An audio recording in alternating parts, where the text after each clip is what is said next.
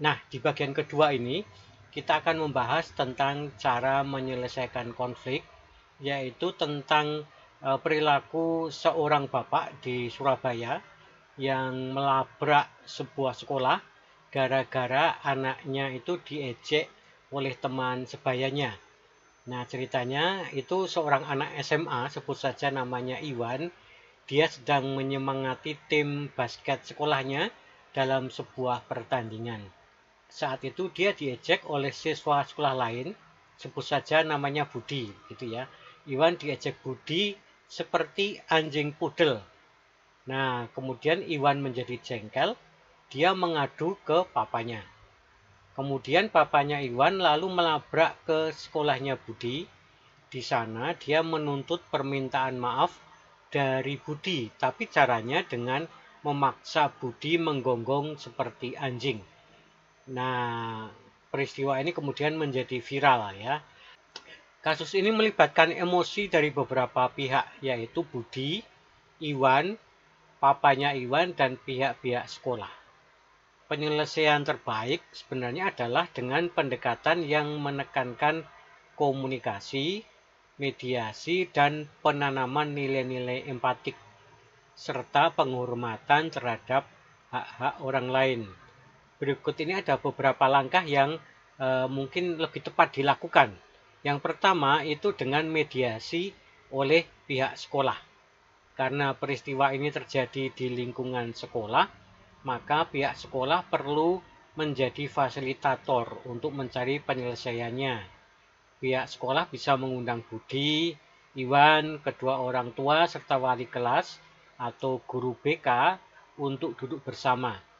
Dalam pertemuan ini, sekolah bisa membantu para pihak untuk memahami dari sudut pandang masing-masing. Kemudian yang kedua itu dengan membangun komunikasi dan empati. Di dalam mediasi tersebut, Budi dapat diberikan kesempatan untuk menjelaskan alasan dibalik ejekannya itu. Kemudian Iwan dan ayahnya juga bisa mengungkapkan perasaan kejengkelan mereka tentang mengapa ejekan tersebut menyakiti mereka. Dengan cara ini, masing-masing pihak dapat memahami efek dari tindakan atau kata-kata mereka. Lalu yang ketiga adalah permintaan maaf yang tulus. Budi perlu meminta maaf kepada Iwan dengan tulus tanpa dipaksa atau direndahkan. Ya, selama ini kan kita sudah terbiasa dengan permintaan maaf bermeterai.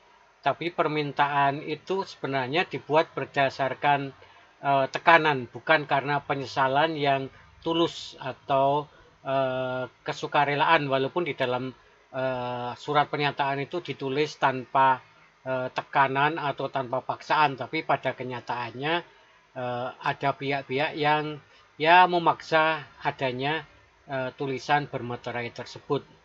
Nah, dengan penjelasan ketika mediasi tersebut, maka masing-masing pihak itu bisa memahami dampak perbuatannya sehingga permintaan maaf itu menjadi lebih bermakna. Dalam proses ini, orang tua dari kedua belah pihak juga bisa membantu anak-anak memahami pentingnya menghormati orang lain. Kemudian yang berikutnya itu adalah menjelaskan batasan bagi orang tua.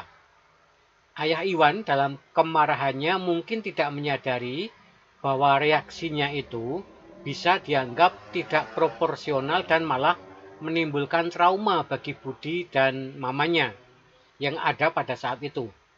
Mediasi ini juga menjadi kesempatan untuk menjelaskan bahwa ada batasan dalam mengatasi konflik anak.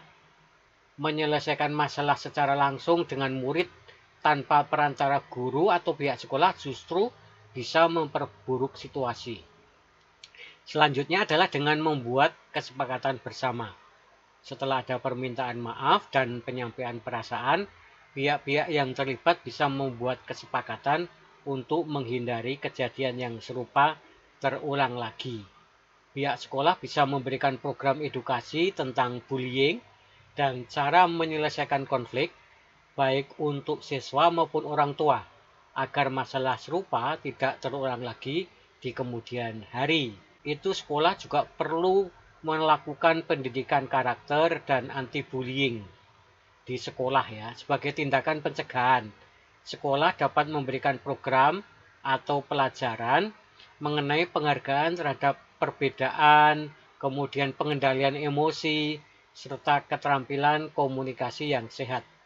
Program ini bisa membantu siswa belajar menyelesaikan masalah tanpa harus menyakiti atau mengejek orang lain. Pendekatan seperti ini tidak hanya menyelesaikan masalah saat ini juga, tapi juga mengajarkan pentingnya menghargai perasaan orang lain, mengendalikan emosi, dan menemukan cara sehat untuk menyelesaikan konflik.